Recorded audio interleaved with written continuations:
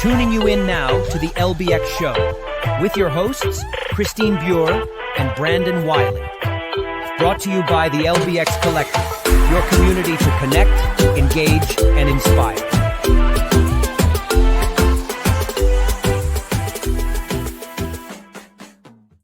All right. Well, hello, everybody, and welcome to the LBX Show for December 1st. And this is our first show post IAAPA Expo. We have been gone for a number of weeks while we were in Orlando, Florida. And you'll notice Christine isn't with me. It is just me. She is enjoying a lovely cruise with Beth Stanley, who is also one of our main contributors. So those two are off enjoying their time on the ocean. And you know what? It's going to just be me for here the next 3 minutes, but I thought it'd be a lot of fun to bring in some of our other contributors who had a chance to go to the show. Kevin Williams, as you know, from Sound Off, from the Sting Report, from our Open and Shut, and then Adam Pratt from Arcade Heroes, who does our Arcade Corner segment. And so we're going to bring those guys on, and we're going to have a great time just talking about what we saw from the show, what we thought was interesting. We'll share some pictures and revelations and everything else from a great time in Orlando at IAAPA Expo. That being said, before we get rolling here, we want to just talk about a few quick things on the News You Should Know segment.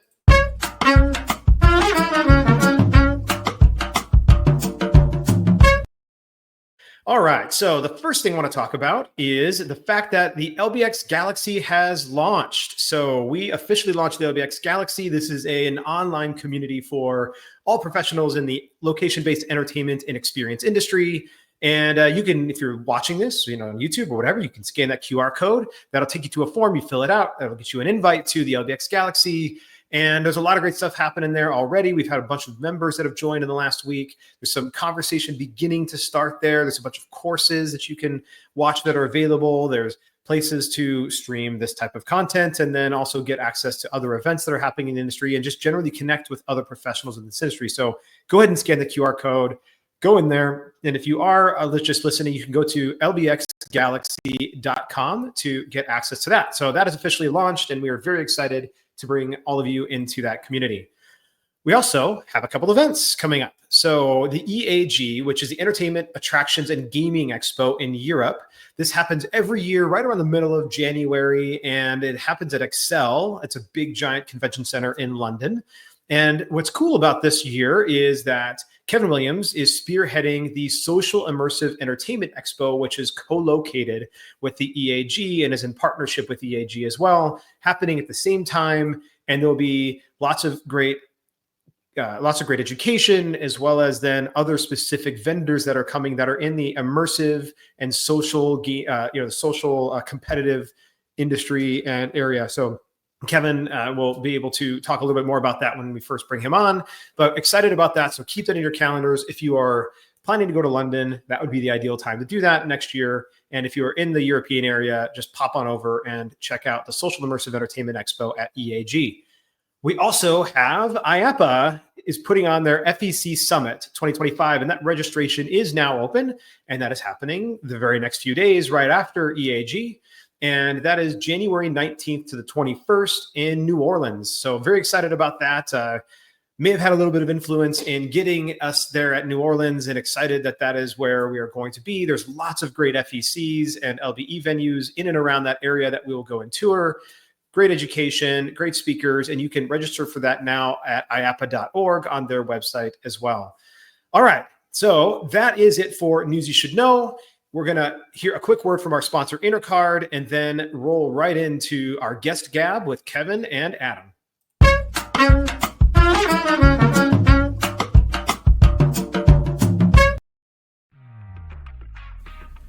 Intercard is the only cashless system designed, developed, and manufactured all under one roof.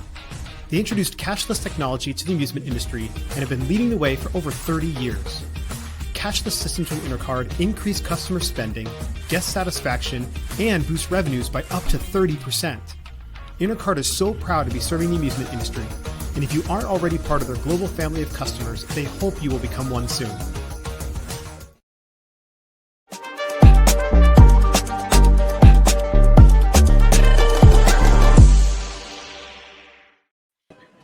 All right. Well, Welcome, Kevin and Adam, to the LBX show. This is normally you guys are doing these segments, and we don't get the chance to collaborate and have a conversation very often here. So Right. let's dive into it.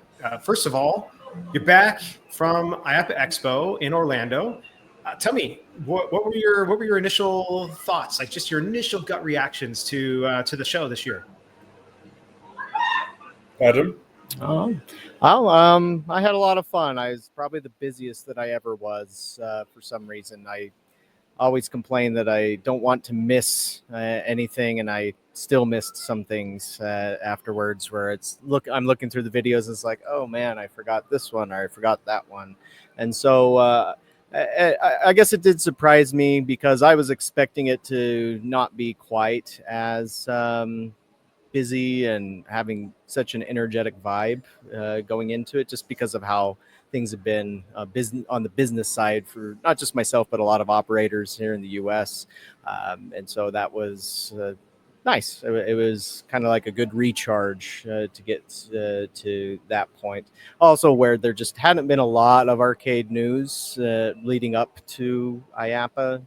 It was a very slow summer for things of that nature, and so it was nice where it just kind of all punched us in the face at once. Yeah. Well, from my point of view, my feet still hurt. Yeah. Need to go get The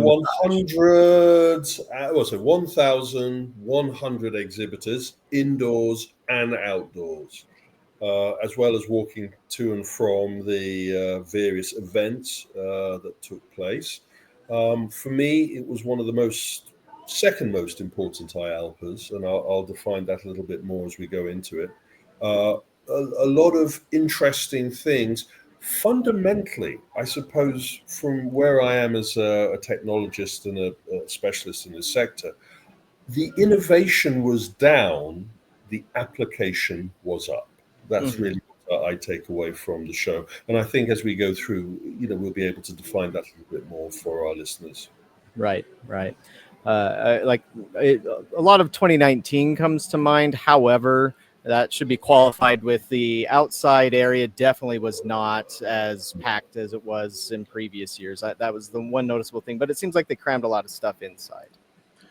Yeah, and one of the things I thought was interesting that I really enjoyed was they took advantage of the North Concourse and actually put some other types of exhibits there. So they had the little haunt section in the North Concourse. They also had a space for a bunch of their food vendors as well, and so that was nice to be able to take some of the traffic and flow off the main floor into the North Concourse, cycle around, and then come back in.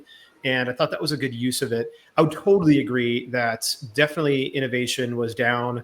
In fact, we even saw a couple of the exhibitors I expected to see there were not there at all. Things like Immersive Game Box. I know that Arcade Arena wasn't, and Matt was there, but the Arcade Arena didn't have a booth as well. No, there were a number.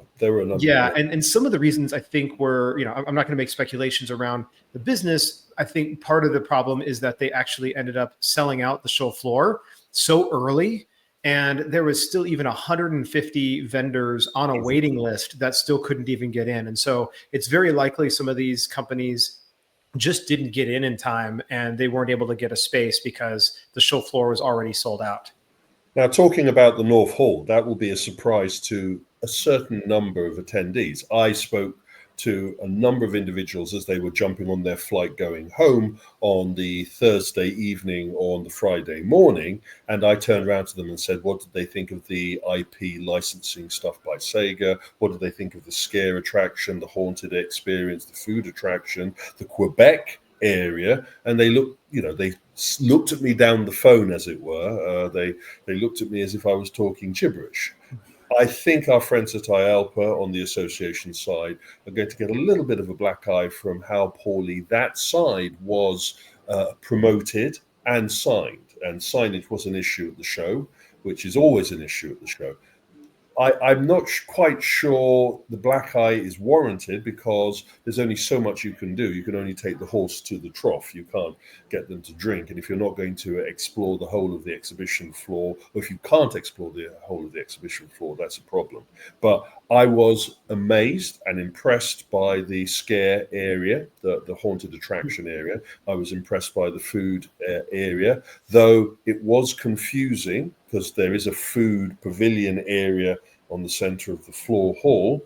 I was interested about the Sega sponsored IP area, but we can come back to that when we talk further. Yeah, absolutely. So speaking of just general things that you saw on the show floor that were maybe potentially a little innovative, what were some of those like new things that you had seen or new buzzwords that you experienced while you were walking around? Well, AI for me was the big buzzword that I was expecting. We had seen at CES that at the beginning of the year that the zeitgeist was for all things generatively artificially intelligent, and that was not a disappointment at this year's show. I would say, though, that it wasn't as in your face as other trade experiences. You did have to hunt down the artificial intelligence elements of the show. DOF Robotics, many people that have gone on to Friends of the Stinger Report Facebook will have seen the pictures that I've put up of me being given the AI treatment, as it were. There was also a number of other companies that were promoting AI-infused technology, some of it very impressive, some of it very ho-hum. For you guys, any other major aspects that jumped out? Yeah, I'll just, before Adam hops in, I'll just, because I want to tag in, I do have a picture here of my DOF Robotics. This was I only did one of these, but this was, I picked the Western motif, and they've got me here modified Crocodile Dundee, I guess. Yeah, exactly. I'll give that a good 40% accurate. Yeah, there's some elements that are accurate here, but I think what it likes to do, and it did this for you as well, Kevin, but like it really makes you like tone and muscular. And I don't have a neck that looks like that or cheekbones either. So like I think it just really is trying to level up my game or telling me I'm missing liberties. Of the two systems that I saw, DOF takes one photo of you and then applies it to their AI picture enhancement, whichever one you select, and then spits you out. One of the other companies that I was looking at with this, the cinema experience system, they actually took 3 photos, and that gives you a much more rounded augmented reality virtual creation of yourself. Again, horses for courses.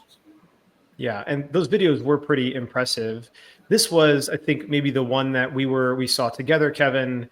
And here you have AI-powered neon overdrive, and okay, great. How was it AI-powered, and what does it actually do? And so went up and had a chance to talk with these guys, and apparently, what it's actually doing is it's making their AI or machine learning algorithms making decisions on which taking a mixture of pre-designed, pre-created assets and elements that are already out there, and then mixing those things together to create a unique experience in each new scene or in each new level. And so while it's not auto-creating things from the ground up, it is mix and matching the types of elements that are going into this. And Adam, I don't know, did you have a chance to check these guys out at all?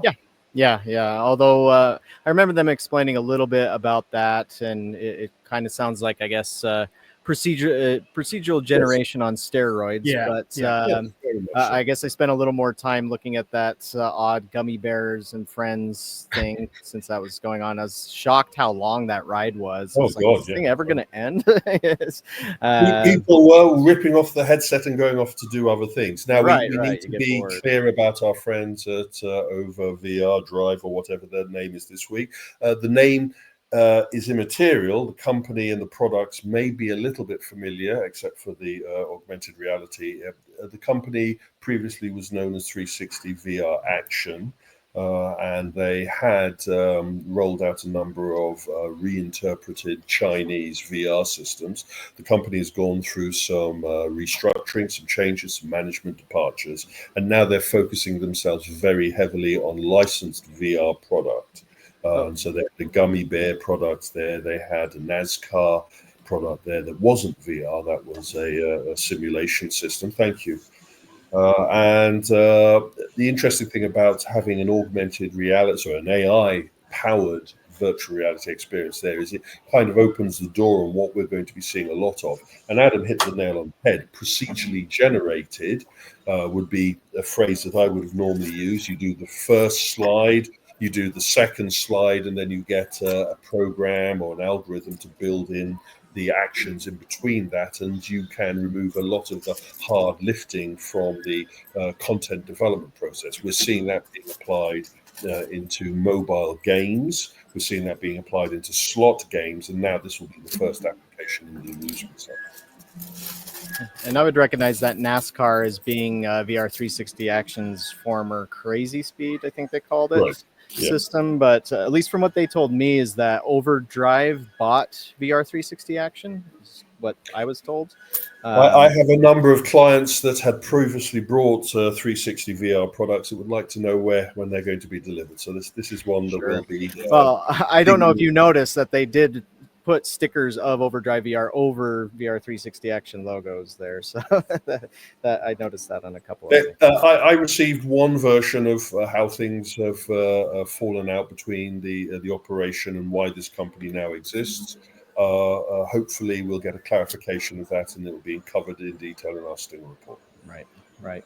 But on, I guess the only other AI thing that I saw was on the opposite end of the hall, on the south end, right across from the Allen One booth, where they won an IAAPA Brass Ring Award for their Asteroids Recharge game. But there was an AI sketch bot. Yes. But I was talking with the Allen One guys because, they were sitting there all week across from them. They're like, I wouldn't pay more than 50 cents for this, because just how they felt that it was poor. I didn't try it out. I just saw it, but I know you would walk up to a camera and it would take your photo, and then it would draw a sketch, and they had a thing there saying that theirs was better than other ones. And so I assume it would be along the same lines of what a theme park would want for entertaining a waiting line, so that you could get a sketch of yourself and generate a little bit more revenue. That falls more into the robots for me. Right. You couldn't really see the AI. The only other two AI products on the show floor was our friends with the AI-powered karaoke machine, and in that process, it's the syncing and the guest selection of the experience that is powered by AI and the rest of it. So again, going back to my algorithmically enhanced argument about what AI really means in this sector, that's really, I think, fundamentally where we were. It's the new metaverse buzzword, or the new XR, and it's going to be misapplied all over the place until it fades away. And so, I don't think it will fade away. It will merge. I mean, I'm now being mugged over the head to start pushing the whole phygital buzzword. I think that's going to be the next one that's going to be getting a lot of coverage. And, you can see these buzzwords are kind of coalescing towards reality rather than just pure bullshit all the time. Right. And 1 second here. Keep talking. Okay, I guess not. They're not. So one of the other there was another innovation that I did see, but please go for it. It was in the arcade area. It was a super tiny booth, and it was very easy to miss. It was not far. It was right behind the Jersey Jack pinball booth, but it was called Chef It Up, and it was from a husband and wife couple from Australia, and they had already managed to get this tested with Betson in Dave and Buster's Orlando, and that was a big surprise because it's very rare that a newcomer is able to get in on that deal. Or that kind of deal. But the game it had 4 player stations, and it was kind of like the game Overcooked, if you're familiar with that, where you're running a kitchen. But with this arcade version, each station is a different purpose, a different role within the kitchen. And so there's the pantry, there's the prep cook, there's the actual cook, and then there's the plater. And if you're doing it by yourself, you actually have to move around the different stations and do each activity as it goes along. But if you're playing as 4 people, it actually gets pretty crazy, because you have to be strategic, and other people are waiting on you, and you can start shouting like you're a chef or something. I think it certainly needs some polish, because it's not intuitive. Like, you don't walk up to it and you instantly know what you're going to do, like say a light gun or a driving game. But I think that's something they can figure out. I think probably what would help is if they had a celebrity chef, and they can base it off any number of them, Gordon Ramsay or Bobby Flay or whoever, just their own version that kind of guides them along as to, we need this right now sort of thing, and keep that going. But that was an innovative thing that I saw. Great concept, but it needs that refinement for suitability for the sector. And of course, we have to congratulate Adam Wan and their asteroids and joust cabinets at the show. We saw them at Amusement Expo, and now they are finalized both in FEC and amusement colors, and it was really good to see that. I know Adam has some involvement with those guys and has been helping them steer that, and it's really appreciated. Again, going back to the IAAPA floor and innovation trends, competitive socializing, my bullywig, as it were, social entertainment, whatever you want to call it, was really strong. There were a number of exhibitors there, from the mini golf platforms to games created, the beer pongs, the various applications that are focused for deployment within those kind of environments. This IAAPA, we have never seen so many bowling exhibitors before on the show floor. Duck pin and string bowling was plenty. One of the things for me, one of the strongest products, I would say the biggest amusement product for me at the show, my product was a competitive socializing product, but it was also an amusement product. It was also a retro product, and it was also a product that combined traditional with amusement, and that is Jersey Jack's Pinball XL, I think. XP. XP, I'm so sorry. XP is the current denominator. It's a merger of three operations. Jersey Jack supplying the pinball machines and the technology, Creative Works developing the infrastructure, as it were, and another developer taking the scores and creating the ability for the product to be totally packaged, so we can now have pinball as a competitive socializing entertainment element. What I mean by that is it can be watched by an audience because cameras point down onto the playing fields of the selected pinball tables, and you can look up, thank you very much, at the big screen in front of you. The scores are pushed up on there, and using a swipe card system, your scores are collected and can be plowed into the operation, as well as your high score being put into a draw, which then allows you to win on a central prize.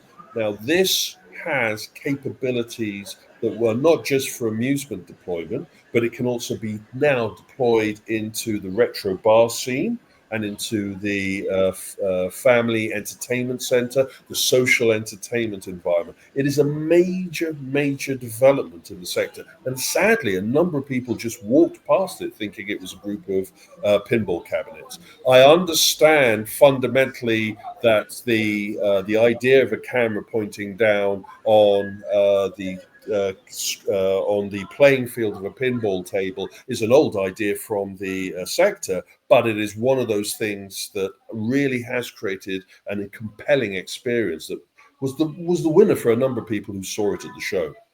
Yeah, I would totally agree with that. And yeah, the cameras have been done even in small retro barcades for a long time, just independently without any sort of thing that they've done themselves. But what I thought was so interesting about this was the fact that it now layered a competitive element across totally distinct pinball machines. So you could compete against somebody playing on a different pinball machine across the board. You could build leaderboards, and then part of what the company that's behind this has the ability to do is also generate in points that go into a wallet, like Kevin said, but that can then also be generated by other attractions that this company may have connectivity to. And so I thought, I would agree that one of the disappointing things was that when this is something like this is on the show floor, it gets lost amongst all the other bright, I think this might have been right next to a Raw Thrills booth. And so then Raw Thrills, it's, you have all these big screens and everything else. And so you lose really the impact of this. You put this into a bar or into an FEC and it totally will stand out and changes the game for pinball for sure. Now, did you guys catch a price on it? I heard somebody mention something, but I thought it was unbelievable, so I don't know how accurate that was. I stepped over someone that was having a heart attack after they were told the price, so I think it would be pretty high up there. Gotcha. Yeah, which Yeah. that's the challenge. It's like with pinball, I've noticed it's very, very difficult for it to make money. And I've loved the idea of Stearns Insider Connected because it does have certain features which are supposed to drive people to the location, but I haven't noticed any difference on earnings. And so I perhaps just don't have the right location for it. But I do imagine it's fantastic for bars, and I've been curious to see what it is that it would take to get pinball into an FEC. This seems like the best way to do that. This seems like something Dave and Buster's would be happy with, and I know they've tried in the past to get pinball in there. They just never found anything that makes sense to do so. Round one, USA tries it, but they kind of do it half-heartedly. But this could certainly push them over the top. Yeah, I think an installation like this. Sorry, please go on. I was going to say, I think an installation like this is what does get pinball into a Dave and Buster's, right? If they're already trying to do things like social bays, social competition, this is what finally brings pinball into that type of environment. Yeah, you could parachute this into one of their social bays at the moment, and you'd be able to do the metrics to work out if it is compelling enough. And this is something that we're really seeing with the competitive socializing, which is that we're not talking about populating the whole of the floor of an entertainment facility, but we are creating unique islands of entertainment, bays, arenas, whatever terms you want to use. And this is an arena of pinball. This works for the retro sector, who have been desperately trying to find out how to make their retro pinballs sexier. I don't know if they're going to be able to reverse engineer retro pinball tables to be able to support this platform, but at least it allows us to go forwards. The thing I'm really interested about is how much Jersey Jacks has patented the whole concept, because, you know, if I was a Stern pinball, I would be jumping in there with my own interpretation of that straight away. Yeah, absolutely. Before we hop on to the next innovation and next category, I do want to just quickly come back to Chef It Up. And this picture here that I'm sharing is courtesy of Arcade Heroes. So thank you, Adam. I grabbed this off of your website. But this is the Chef It Up in the Orlando Dave and Buster's. So this is it live in the world, which is pretty cool. Kevin and I even went to the Dave and Buster's Orlando Friday evening, and we did not see this. But maybe it had already been removed from the floor. I'm not sure. That being said, I think we would have spotted it. I feel like we would have seen it, especially being right next to Eunice's emoji. For me to make the mistake about spotting Rampage and thinking that it was a new concept showed that we were at least looking at the products on the show floor. Exactly. And I think what I'll say about this is I will tag on to what Adam said. This is very unintuitive when you first walk up to it. You do not know where to start, how to play.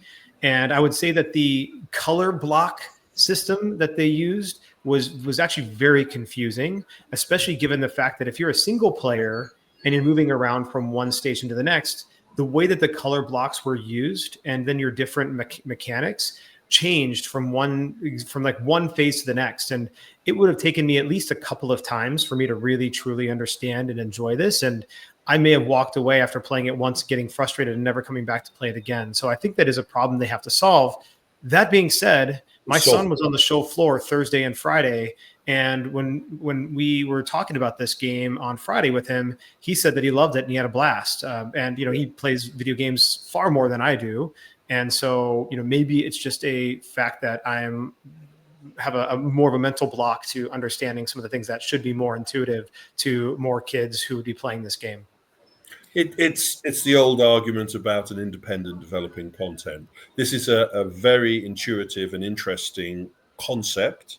The gameplay has proven that the concept has legs.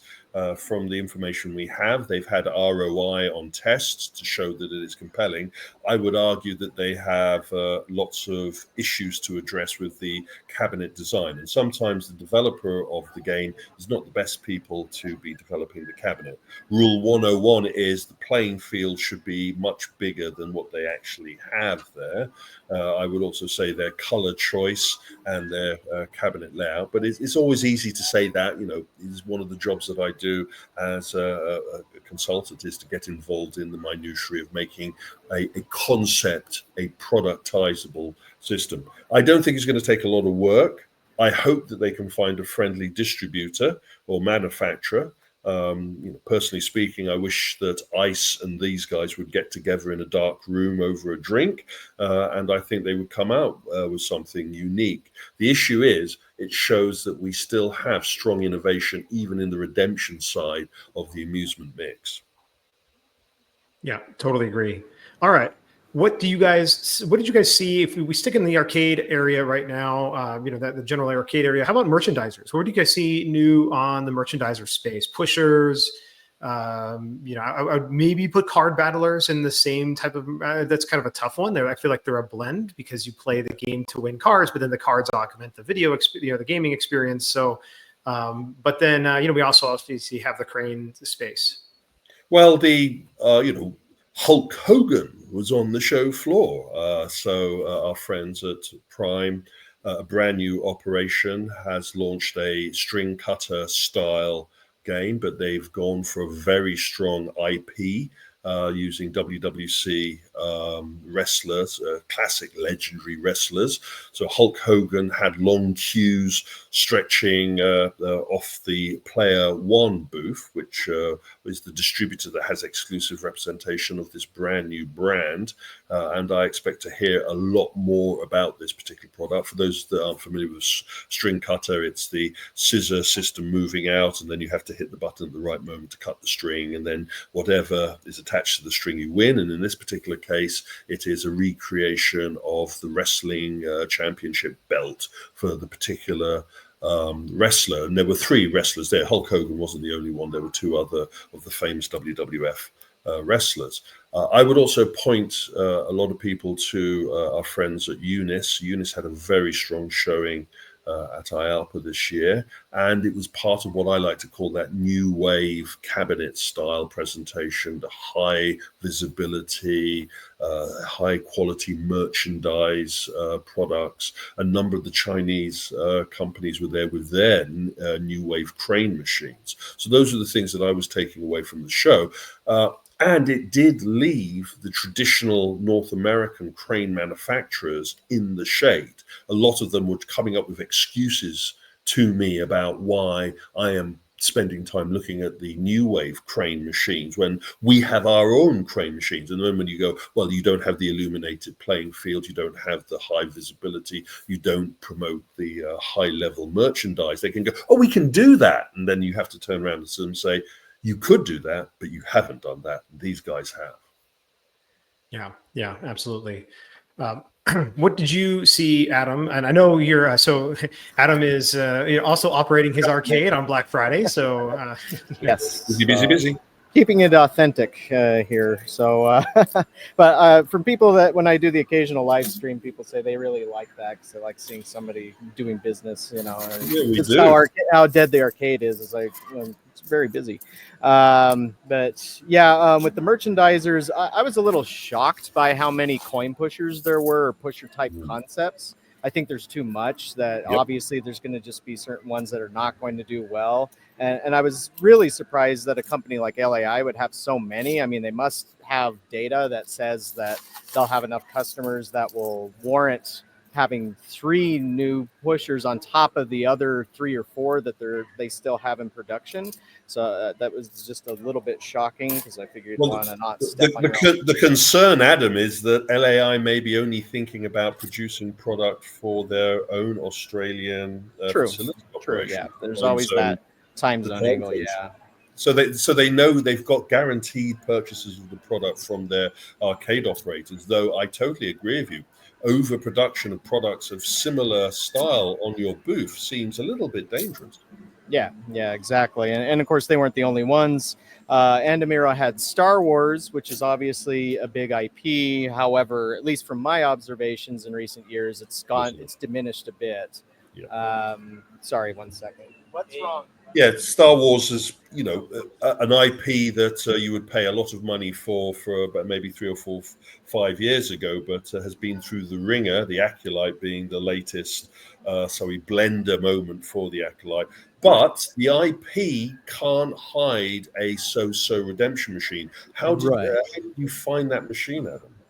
The thing that I guess bugged me the most, just being, growing up being a Star Wars fan, was it didn't use any of the sounds from Star Wars. Like when you would push the button to fire the token, which was mimicking firing a laser from an X-Wing or a TIE fighter, it was some sort of generic laser sound. It's like, how could you guys get this license but not use this? Like, there's no way that the sounds are going to cost you an extra $1 million or anything like that. It should come with the package, but it's like whoever was designing it didn't think of that sort of thing, or just even voiceovers. There's so many iconic, easy voiceovers to just throw in there, having banter and whatnot, just like the Atari game. Sadly, Adam, that can be very expensive. As an ex-Walt Disney Imagineer, yes, we would have charged for the sound effects separately. You would have had to re-record all of the voiceovers. So yes, it's horses for courses. How much of the IP that you are prepared to buy? And if we're talking about IP, that kind of takes us to the other pseudo kiddie redemption product that was being launched at the show floor, was Angry Birds from our friends at DOF Robotics, who have paid quite a large amount of money to join a group of amusement companies that are using the Angry Birds IP, and they presented their new driving redemption game. And to be blunt, I couldn't work out why DOF had gone through the expense of creating a unique driving cabinet with or without redemption, depending on which executive you speak to, for their game, when I could walk onto the Unis booth and see a fantastic kiddie scaled driving arcade cabinet that could quite easily have been populated with that product. Yeah, totally agree. I mean, I did get a chance to ride it, and it was fun. It was the steering was not as responsive as I would have preferred. And, well, in fact, I shouldn't say it wasn't responsive. It was almost over responsive, to the point where just the slightest turn and you like veered this way, especially if you were on the ice snow road.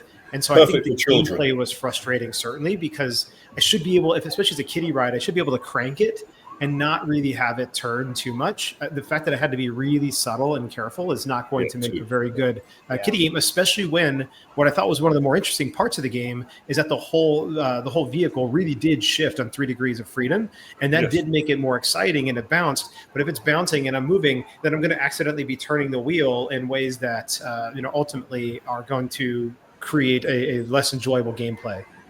There's a danger in that type of thing called synchronicity, where I turn the wheel, the cabinet moves, it turns it because the cabinet's moving, and then suddenly you create undulation, and then the driving experience becomes confusing.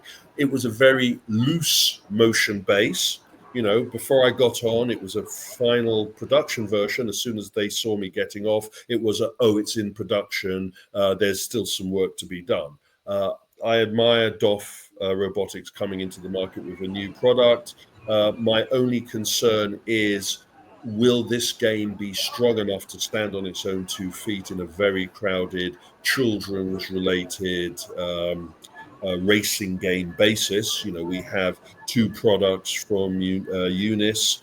We have our friends at Wallap with racing games. Ace Amusement also showed a kiddie-based racing style game. It's crowded market, and your product has to be very polished to be able to play in that sector. Sorry, Adam? Yeah. Fast Racer was the one Ace Amusement had. But with the Angry Birds, I guess as a gamer, what frustrated me, like, I understand why they didn't put foot pedals on it, but it feels like that might have helped, like even a brake, because there's so many twists and turns. It feels like you should be able to drift, but since it doesn't auto drift for you, that's where it makes turning frustrating too.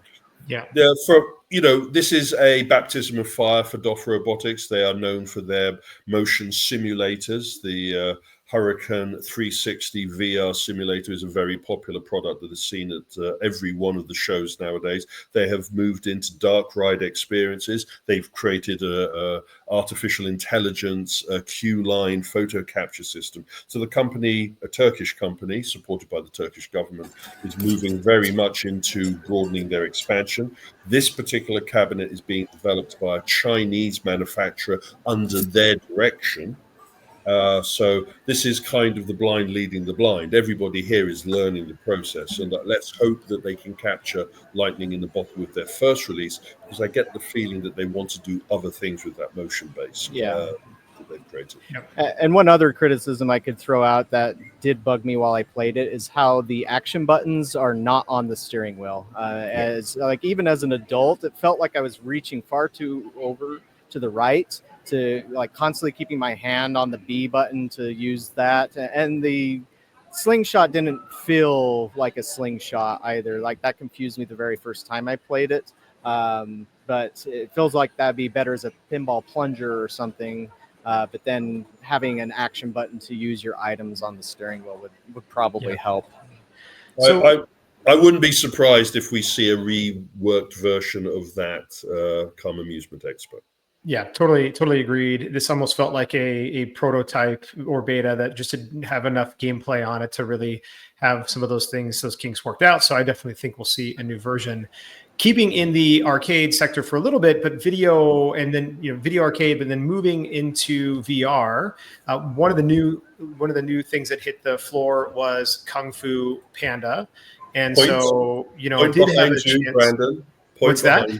Oh yes, so I did have a chance to play, and apparently I did good enough, or I've just happened to have a press badge, and that's why they gave this to me.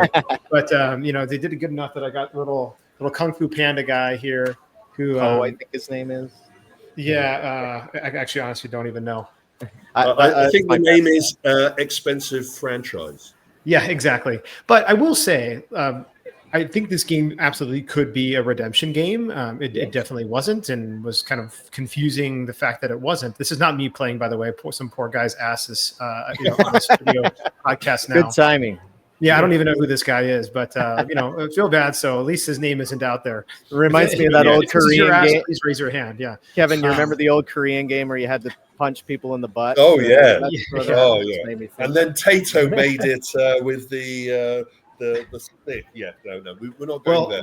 One of the things that I did enjoy was that it was pretty intuitive right out of the gate. I think it could have been done without VR 100%. Yes, and I think that's my biggest frustration with it is I could have had those two paddles in my hands and had that big screen that was already there and played the game just as easily without having to introduce the VR component to it. There was really no added benefit to having the VR that created an enhanced experience for me.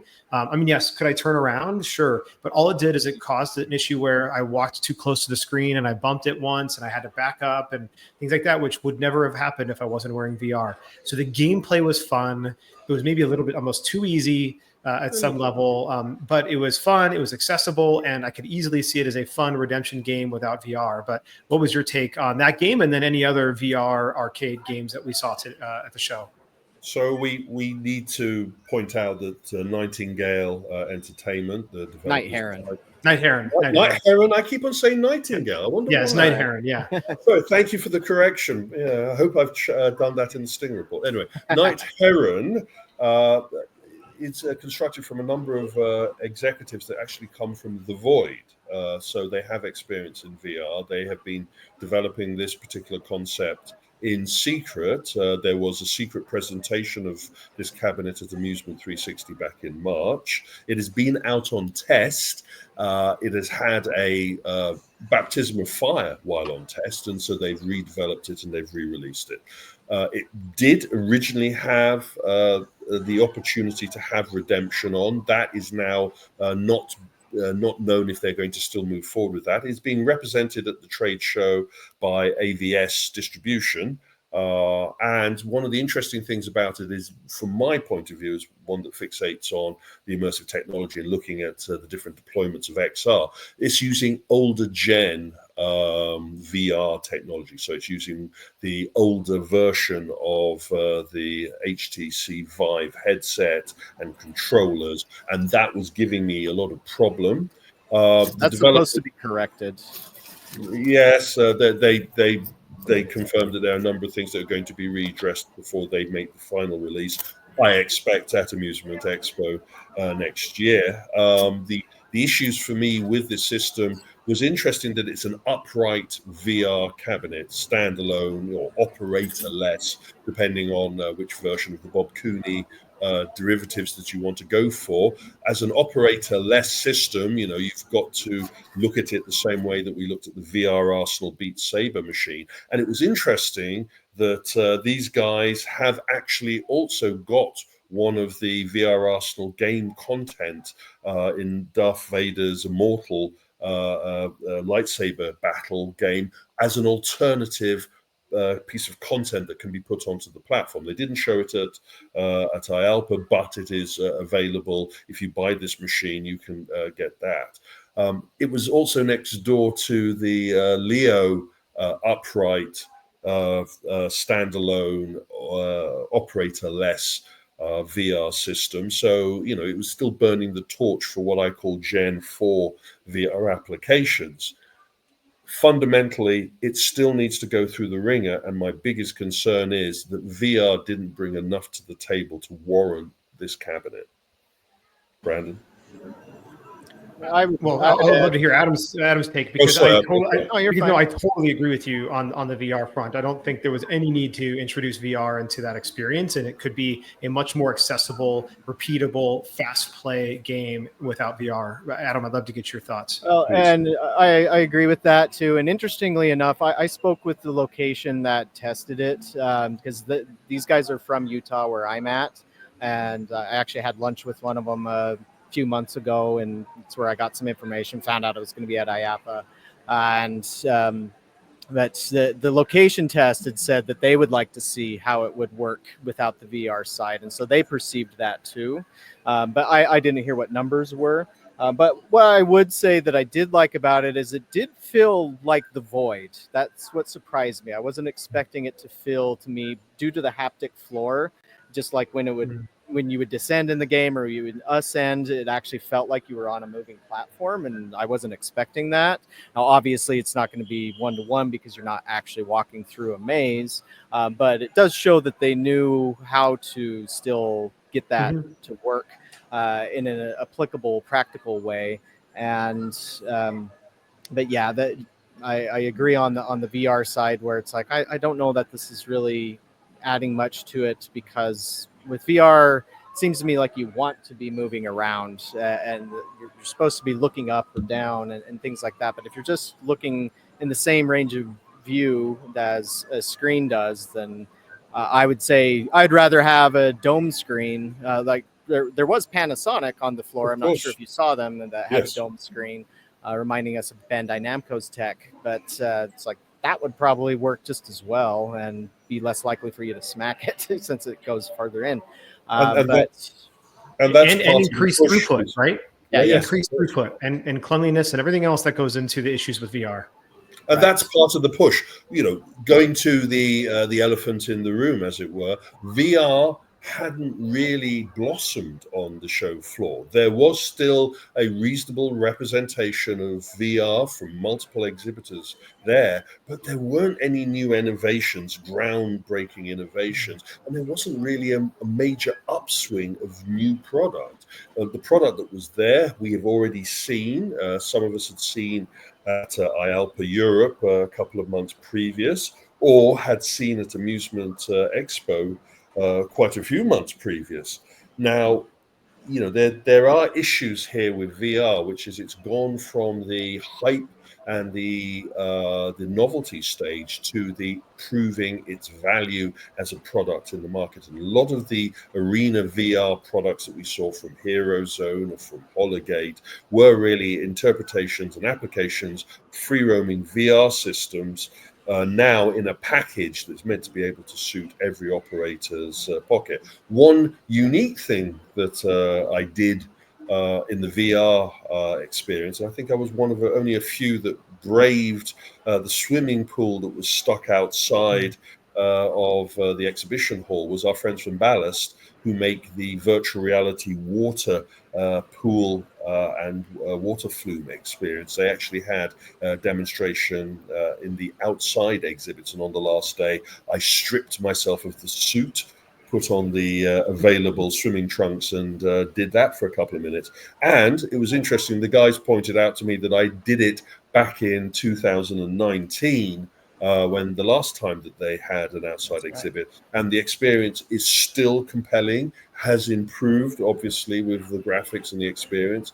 Their Dive Plus system, which blows water in your face while you're holding onto the grips in the pool, is as compelling as ever. The only thing I'm hoping for is the last time I tried their system, the next following year we had a pandemic, and I would like to try and avoid that aspect of the experience for this year. Yeah.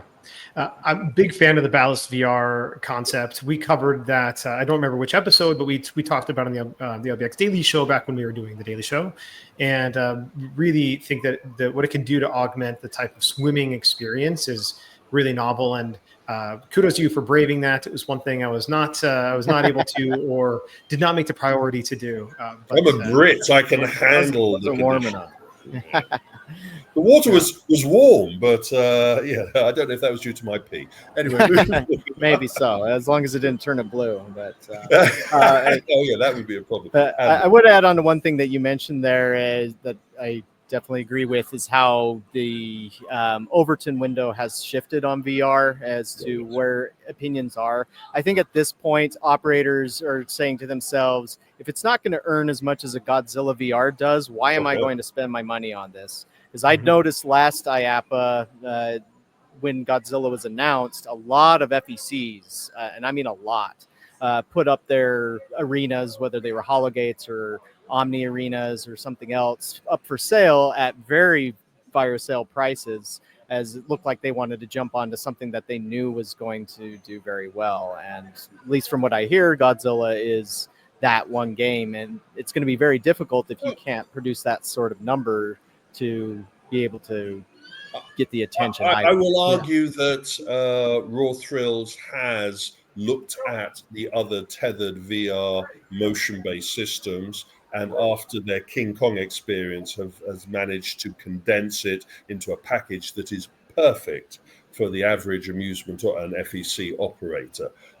We, along with the Godzilla Kaiju battles, we also had the latest Unisys Quest VR, the number 2 in their Sailor Quest VR 2 was there. We've already talked about Overdrive VR. They had their Gummy Bears experience, as well as the Rolex machine with their SpongeBob and all the others. And these are fundamentally the 2 players sit down, put the headset on, and either passively experience a VR system or use their hands to interact, or use a gun controller to interact with the VR experience. A turnkey, attendant-less, though I have my issues about attendant-less, VR experience fits the form factor of amusement machine, and all of these systems have found strong profitability. I have issues with some of the other interpretations of the walk up, put the headset on, put the coin, swipe the card, play the game. We had Asphalt 9 in its VR colors, and again, I'm a little iffy if that really brings enough to the table to warrant having VR. But out of the tethered VR and the free roam VR systems we had at the show, we didn't have anything really special other than maybe talking about the XR or the mixed reality experience that was on the show floor from Zenus. I missed those, unfortunately. LAI did tell Replay Magazine that they were going to have a mixed reality system there. That didn't pan out. And when I talked to one of them, they said it was actually misconstrued, It's actually a VR gun sort of experience. My assumption from that is maybe they've got their own Godzilla thing. It could be their Kaiju Rampage game that they introduced at their booth with VR, or something similar would be my guess. But we need to be be Amusement Expo. Talking about the IAAPA exhibition as a whole. A number of, as we've said earlier, a number of exhibitors couldn't make it to get on the show floor in time, and were part of quite a large number of exhibitors that just decided we're not coming to exhibit on the show floor. That said, the VR sector hijacked the entertainment hall at the Andretti's entertainment facility, which is adjacent to the IAAPA Convention Center, the South and North halls. And I think organized by HTC, White Rabbit, and Striker VR. There were a number of other free-roaming VR platforms that were exhibited there during a private VR event that took place. Spree VR was there, for example, as well as many others. And it was interesting there that we are looking at free roaming VR platforms all competing against each other with fundamentally the same kind of, this is an arena laid out with carpet and partitions. We are using the HTC Vive Focus 4, and some of us are using Striker VR guns, and some of us are using the haptic suits. Sorry, Adam. So, question to that, Kevin, how many of these systems do you think that the market can sustain? Because to me, it's like there's just no way we're going to be able to. It's too many. It's oversaturated for sure, especially on both the tethered and untethered side.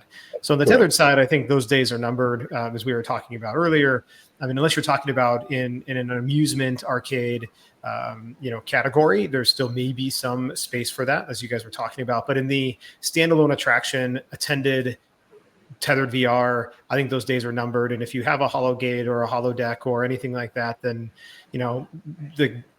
run it out as long as you can, and then just sell it for parts. I noticed Innowise bring their system that was a hologate-like thing. They're just focusing on their Cubics system. Correct. Well, absolutely. And actually, I have a picture here, which we'll talk about shortly. But one thing before we move over to the immersive enclosure side, like you mentioned with Cubics, I will say the one thing that I was impressed with, and this was on the untethered side, and this is the new zero latency game. It was Space Marine VR.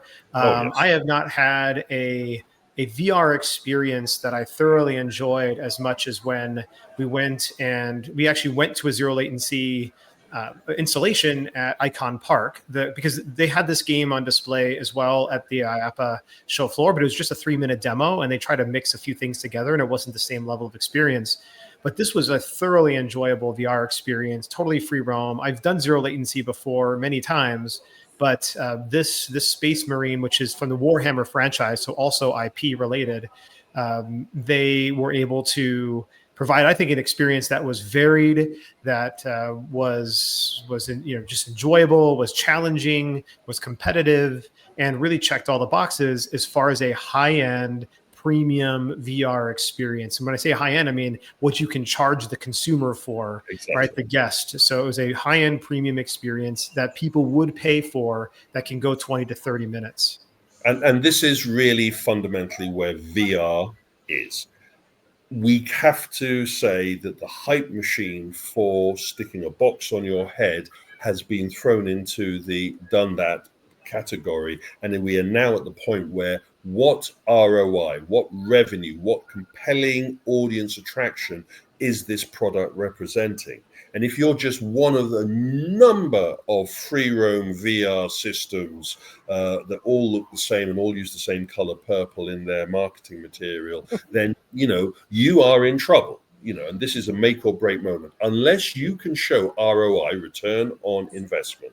Now, we were very lucky, and big thanks to the zero latency guys to invite us to go to the press and operator launch of the brand new game. And it now fulfills a couple of major points that we're seeing the survivors from the Titanic, shall we say. The VR Titanic has hit the iceberg of reality, and those that have managed to get out of the water, get off the door, and get into the lifeboats who are surviving seem to all have a similar element. They either have a very high level IP that is compelling, they either have a very strong game, or they have a very strong operational model that generates the ROI, doesn't break down a lot, and is able to accommodate the audience. Because a lot of these systems, though they are interesting and fundamentally compelling, they have the issue of when you turn up at an operation and you walk up to the operator and say, "Can I try your VR system?"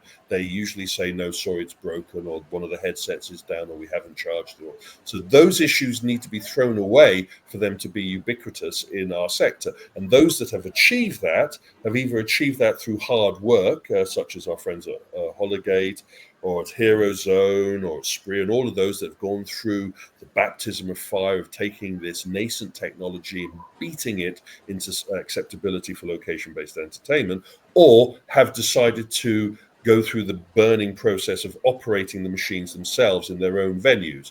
Zero Latency, who started off operating their own machines, has franchised these machines and has over 70 facilities running their machines. And it's only now that they're deciding to throw their hat into the ring of saying, "Look, we've proven that we can operate this machine. It's proven that it's reliable. Now you can buy this as an attraction to put into your established facility." The other example, of course, would be Sandbox VR. And again, another example of a company that found success with an IP, with their Squid Game property, which sold millions of tickets for them. So strong IP, strong game, reliable system, you will survive. And that is across the board. But I would agree with Brandon. Playing the Space Marines VR experience gave my poor heart a surge that VR still has some legs to it, because I was getting very wayward that I would be focusing more on the immersive, what I call XR, the immersive mixed reality and projection mapped experiences rather than VR. And I think there's still life in the old beast yet, even though our friends at Apple have decided to curtail their experiment into the VR spatial reality, and the consumer VR sector seems to be taking a bit of a kicking at the moment. So let's take a shift back to what Adam was talking about in the Cubix VR, or not, I shouldn't say Cubix VR, Cubix Immersive Arena, Immersive Enclosure. This was, again, them on the show floor, and they did introduce a new game here, so you definitely had a chance to play it. It was again, I love Cubix. It was enjoyable. It was challenging, and it was also fun to mix it up with a bunch of other people, because you're bumping into each other, you're running around, you're trying to coordinate, you're shouting things out, and again, as an attendant-less attraction, that's what I love about what they've really done here to optimize that. Is they've got the little gated entry inside and out. You can easily pick your game, pay for that game, and then go in and have the experience. And they vary in timing from 3 minutes to about 15 minutes, depending on how well you're doing. Most games, were under 10 minutes that you were able to play. So anyway, I think Cubix, surprisingly though, was mentioned at the very beginning. The only immersive enclosure that I can remember that was on the show floor this year, compared to a number of them that were on the show floor last year. Ooh, it depends what you mean by immersive enclosure. If you mean walking into a projection mapped environment, they were one of 2 or 3 products that I'm referring to gameplay. Oh, gameplay then. Yes, they were it. Though I would also argue that you could kind of call the Lasertron augmented reality axe throwing and dart system as an immersive enclosure, because you've got a giant screen. But I am really pushing the envelope there by also stretching it. Yes, I think you are, right? I mean, I think those fit firmly in like the social competitive bays, right? So like they just happen to use projection mapping, and they do it very well. Two of my favorite attractions that you could drop in, especially their Crazy Dart system. But definitely, I'd put them in the social competitive base side of things. I'm going to define a little bit why I went off on that kind of naughty tangent, is because I think really it's the real estate battle that we're looking at here. which is that box in front of us, the Cubics box. Mhm. It fits a certain size, Yeah. and that size is real estate gold in an amusement facility. Yeah. I've done the calculations. You can drop into that space 8 traditional amusement platforms. So your facility, are you prepared to rip out 8 amusement machines and drop in a Cubics or whatever? And we saw on the show floor, along with the projection mapped environment, because the other alternative to this type of system was seen from our friends at Valomotion with their Valo Arena. But also we had a growth in the illuminated floor game systems. Our friends at Pixel Games had their systems, and there were other examples. We also had our friends with their laser maze kind of application. So really, rather than talking about immersive enclosures, which I'm a big fan of, we're really now talking about an immersive or an entertainment arena space that fits into that kind of form factor. We saw that when we went over to Dave and Buster's. We were lucky enough to see their new social bay layout, and as well as seeing the conduct our arena game experience. So we know the space that they were trying to take up. We know that it's a maximum of between 4 and 6 players that fulfill into that. And now we're looking at immersive interactive entertainment systems that go into that space, be they projection mapped, axe throwing, or even maybe pinball multi-game systems. But this is now the battle for the arena landscape. Yeah, I think you're right. The arena landscape being especially when you're talking about the illuminated floors, like you mentioned Pixel Games, you have Mission Box from Time Mission. You also had Activate, who they were a big sponsor on the show floor. And not only they don't have just only the immersive, only the illuminated floors. They have a number of other experiences, and they are one of those types of franchise models like Sandbox VR.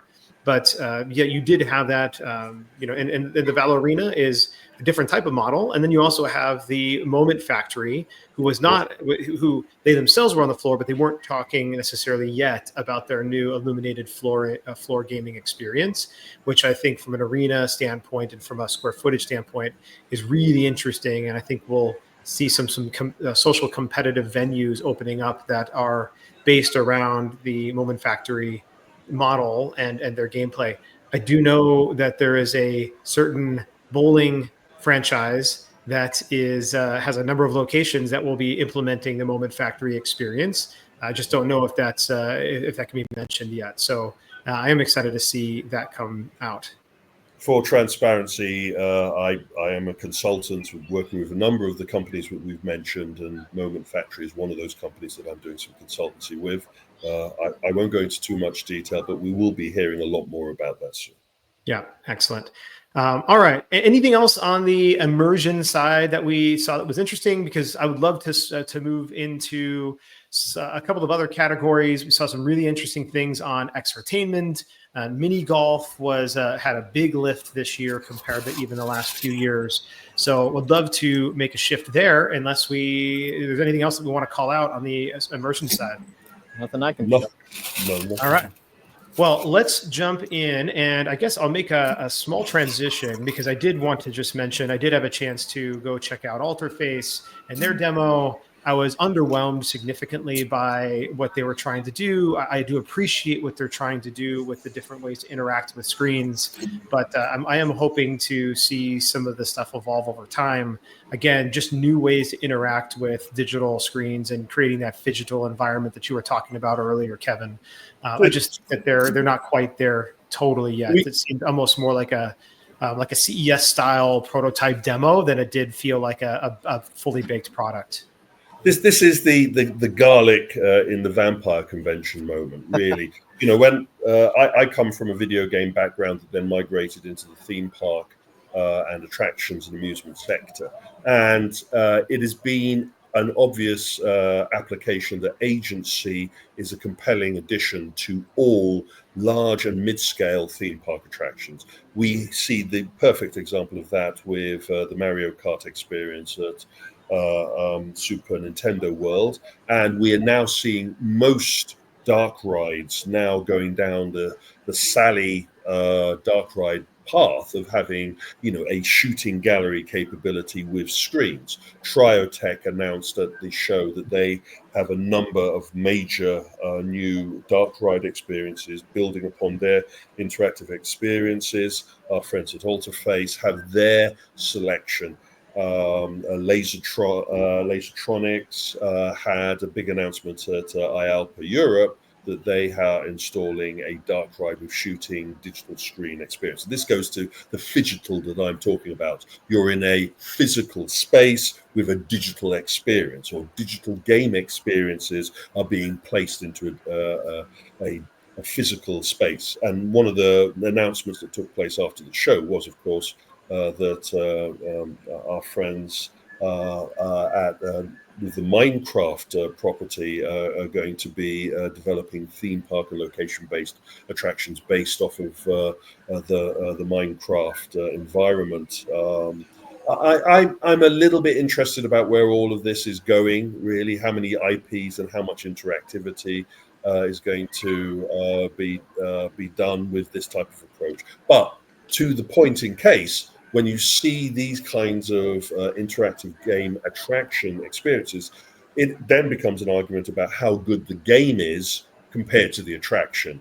And I'm sorry that some of the Alterface interactivity hasn't lived up to the attraction component, though I know they're working very hard on improving that. And we are now seeing video game developers now being rolled into the actual theme park attraction development process.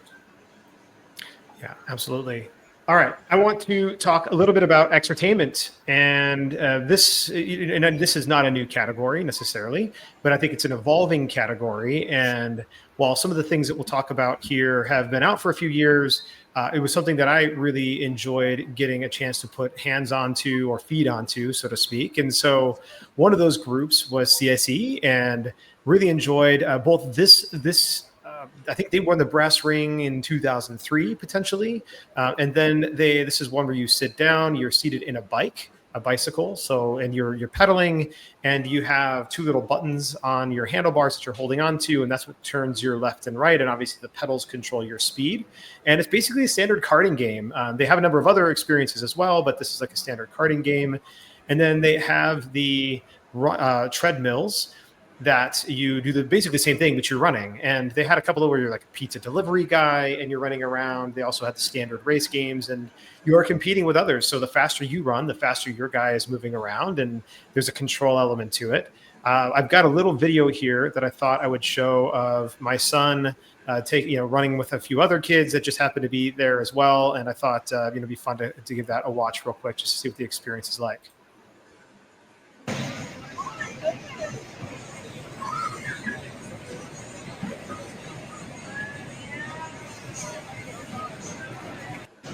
All right, so as you can just see, he's running, and all these kids are running, and I thought it was pretty So for cool. clarification, for people who didn't actually get to see the CSE platform, that isn't a powered treadmill. That is actually using human power to. That's a very good point. Yeah, so they are actually truly running and moving those platforms. It's not moving for them. Either way, they'd be running, but the harder and faster they run, the faster that platform moves. My only disappointment with it, my son's about the same height as me now, as a senior in high school, is that the bars don't raise and lower easily.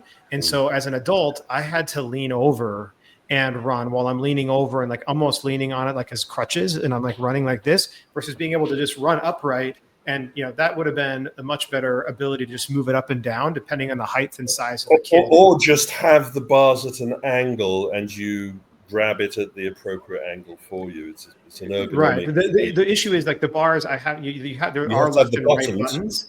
And so, but again, if like the bars could raise or lower of some kind, that would have really changed, I think, the experience there. So for me, the biking experience was significantly better than the running experience only because of that. I thought that they have a number of other games as well that are all centered around active entertainment. And I think that a device like this could really, a lot of adventure parks are averse to adding amusement machines into their facility because they say that, hey, we're all about active play, climbing walls. This is where Valo Motion with their Valo Climb or their Valo Jump are good additions to that type of environment. And I feel like something like this could be dropped into an adventure park or active play location and still give a gameplay experience while at the same time doing what those adventure parks want to do, which is keep their kids active. Sissy Fox was also another great one that I always really enjoy. They have very unique gameplay. And the only one that they had on the show floor this year was the jumping that's very similar to Valo Jump. But they have a ball that I really enjoy that also requires a lot of effort as well. So active entertainment has burgeoned. It has kind of hijacked the exergaming phraseology. Sounds better. Yeah. So exergaming was the definition of having an exercise experience with an interactive game agency. And that's for a number of fitness facilities actually have fitness machines with a game narrative added to the gamification to that.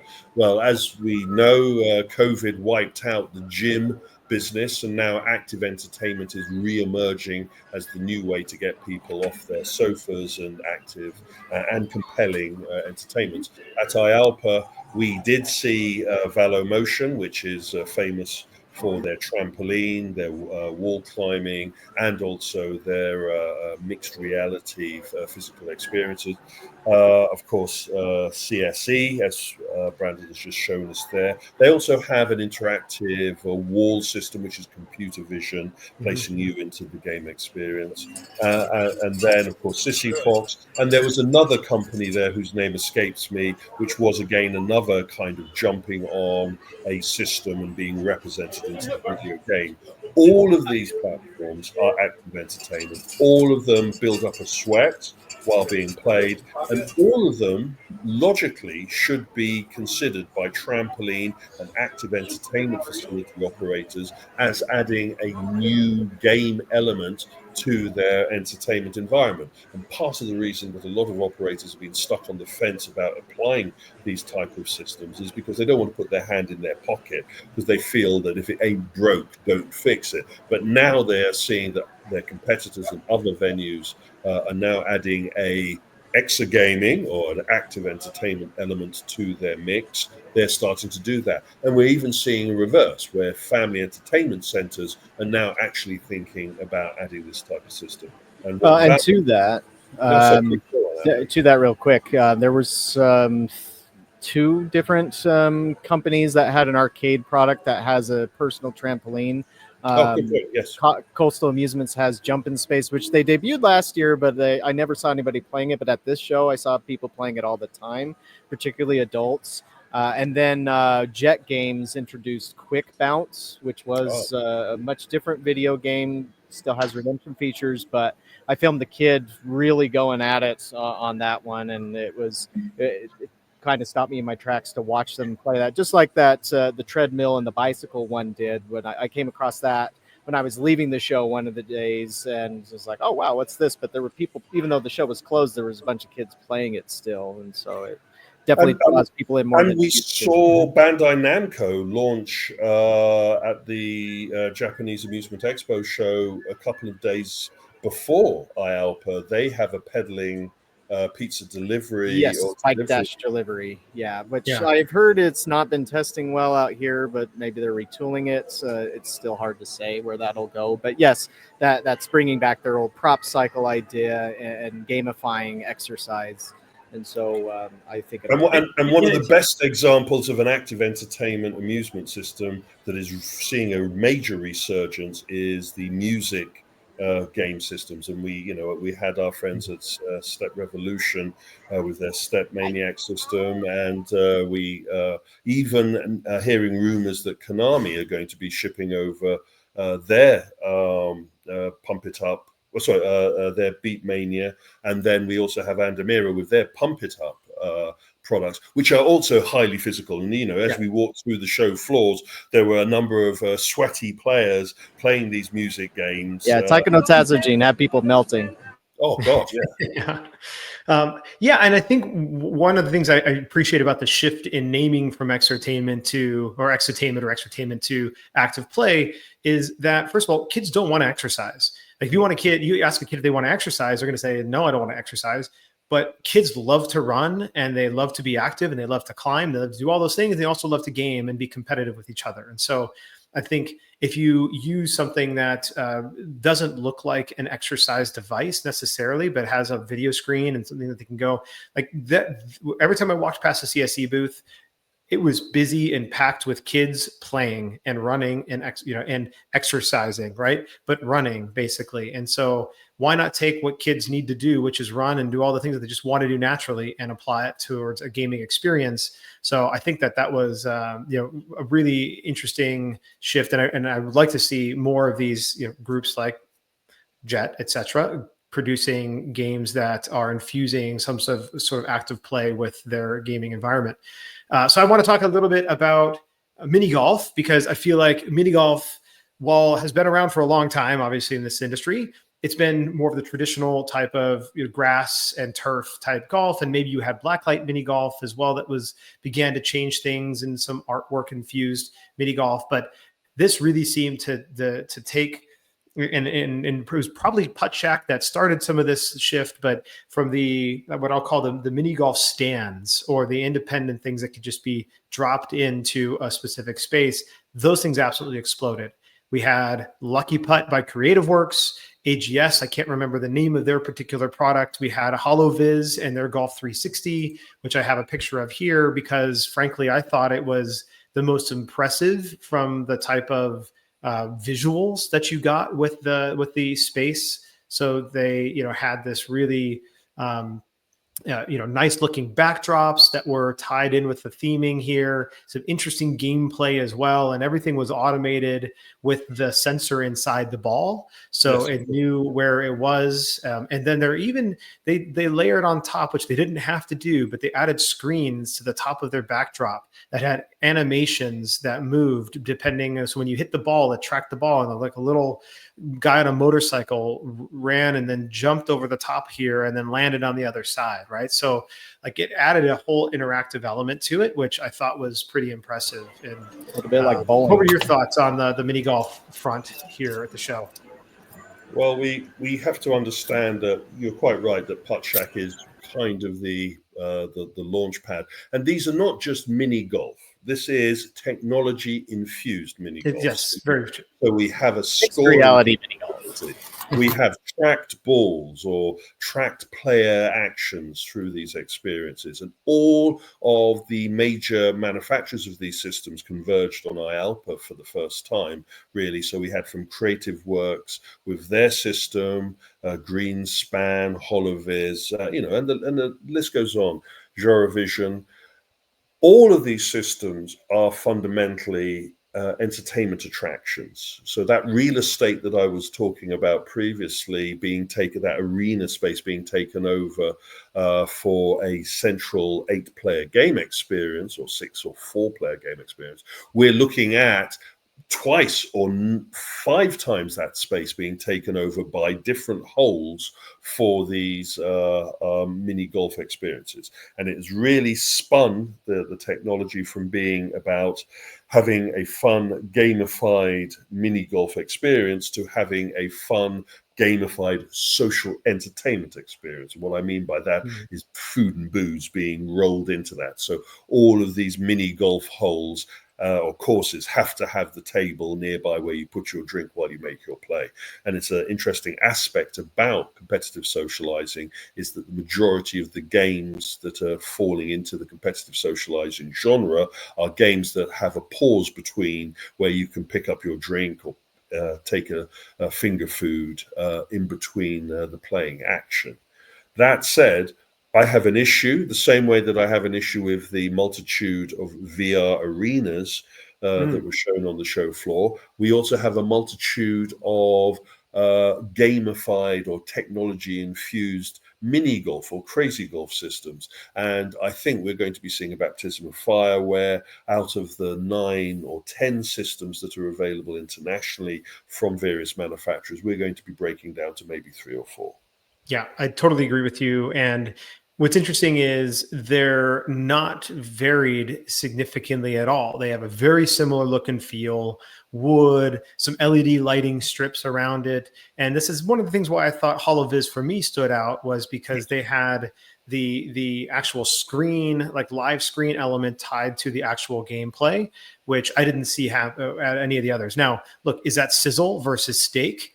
Certainly, but it is something that is at least a differentiator from what we're seeing from all of the other in tech-infused mini golf installations. So, I think we will begin to see a baptism of fire 100%, and we're going to see these little differentiators be the things that went out.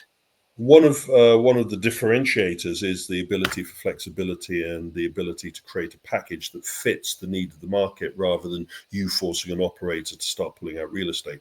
And I would point a number of individuals to our friends at Creative Works, who have been successful with their Lucky Putt system, but have also now been pivoting towards creating a smaller platform or form figure of their system to suit smaller venues. So again, cutting the cloth to suit the wearer, as it were. We have to be mindful that the audience is on the hype train at the moment for competitive socializing. So they're eager to try social gaming. They're eager to go to it. It's getting those people back again. So it's that technology infusion that's going to prove itself one way or the other with most of these systems, away from just the themality of the hardware. Yeah, absolutely. All right.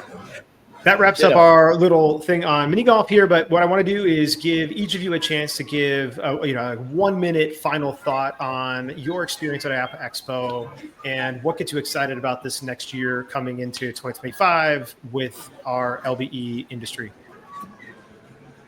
Adam, you first. Adam, All go right. for it. Can do. Thanks for having me on this discussion. Really appreciate it. It's been fun. I am a lot more optimistic going into 2025 than I was before the show. And so I'm looking forward to seeing how these trends will play out. I think that the active entertainment trend is going to have more legs to it. It's really just needed its Space Invaders moment, I think, because you've both seen plenty of things in that category for a very long time that just haven't panned out. But with music gaming particularly starting to really start gaining some steam, I think that will influence others like that one with the treadmills and the bikes and such, and others to continue to pursue that. While VR, it's going to need to continue to try and pull out all the creative stops. I think like zero latency definitely nailed that on the head. I didn't get a chance to play that, but everybody I talked to, there was not really a negative word about that on Space Marine. But yeah, it's as I can attest to, standing in a very old traditional arcade with screaming children here. The out-of-home entertainment business is still alive, and there's still plenty that can be done in this space that hasn't been done before. There's still plenty of innovations to do. Of course, not everything has to be innovative to be good, to earn for an operator, and that's fine as well. But yeah, just excited, looking forward to 2025, looking forward to getting some debt paid off so that I can actually start investing in some of these things as opposed to just talking about them. Awesome. Hear, hear. All right, Kevin.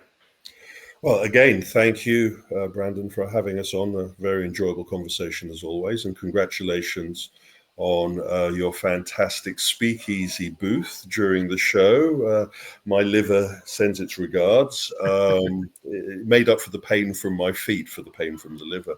And it's great to see, Adam, I know it's difficult to do this, but it's great to see a busy arcade operation proving what the hell we're in the industry for. All those people that say about our sector, it is a sector of popularity. And we are at the zeitgeist at the moment. If you see the number of venues that I am talking about opening every month now, it shows us that we're in the boom period. And now we need to migrate to the reality period. IAAPA is a fantastic snapshot of the health of the industry. And if you look on that show floor, you see a healthy and vibrant industry. But fundamentally, we're also seeing an industry in transition. IP, intellectual property, is expensive, but it is dominating that show floor. All of the big announcements are linked to some kind of IP. We are seeing the big announcements of Netflix next year entering the location-based entertainment sector. Sony has already entered the sector. Following on top of that, we're also seeing genres being pushed to the side and profitability being pushed forward. So we don't care if it's VR, we don't care if it's mixed reality, we don't care if it's augmented reality, we don't even care if it's AI, as long as it is what the audience wants and it's generating revenue and strong repeat visitation. And that was seen clearly on the show floor. Diversification, the haunted element being part of IAAPA now, the food court being part of IAAPA. Just to go back to the confusion I was talking about at the beginning with Sega, there was a dedicated sector at IAAPA for licensing products, and that was actually sponsored by Sega Fave, the new Sega amusement operation in Japan, and people who were dealing with Sega Amusement International, which is the division that licenses the Sega brand in the amusement sector, were confused about which booth was which. But again, it shows us that IP is front and center. And really, to finalize my comments, I am really excited about what 2025 is going to bring. It is going to be a major part of our industry on many levels. We're going to have to see many of the new opening facilities get past their 9 months of growth and establishment. We're going to see a whole load more new operations entering the market, including some major intellectual property and brands throwing their hat in the ring.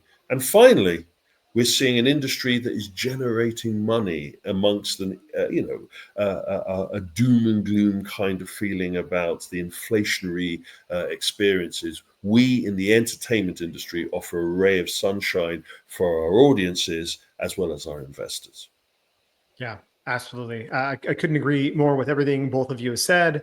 And I think just to wrap things up for me, one of the obviously there's so much that goes on during that week. There's so many things to see, so much great education to be a part of as both participant and also as a listener and as a learner. But one of the greatest things for me is, we are in the entertainment business, but we are also in the people business. And one of the most enjoyable things for me is just spending time with great friends in this industry and being able to do things like the speakeasy. Here's just a couple of shots that we took for some of the people who came and enjoyed our time, subversive. I would say being subversive and having a little bit of a drink while on the show floor, unsanctioned. And, just all the different great friends that we got to enjoy with here and, that all got a chance to swing into the speakeasy. And we squeezed quite a few people. There were a few more people at one point, even inside of our little space here. So I'm shocked you were able to fit that many people in that tiny thing. Yeah. And also, when do we get to see the speakeasy after dark photo selection? That's what I'm looking for. Yes. Well, that will definitely. I'm not sure that we'll have any of those pictures available. But again, just thoroughly enjoyed time, spending time with just really great friends in this industry, and I'm grateful for everybody that I get a chance to spend my time with, both in podcasts like this, Kevin and Adam and the other contributors, but also just everybody else in this industry. And so with that, thank you guys so much for joining us on, joining me on this IAAPA Post Expo review. And we will see you guys on the next show. Have a good one.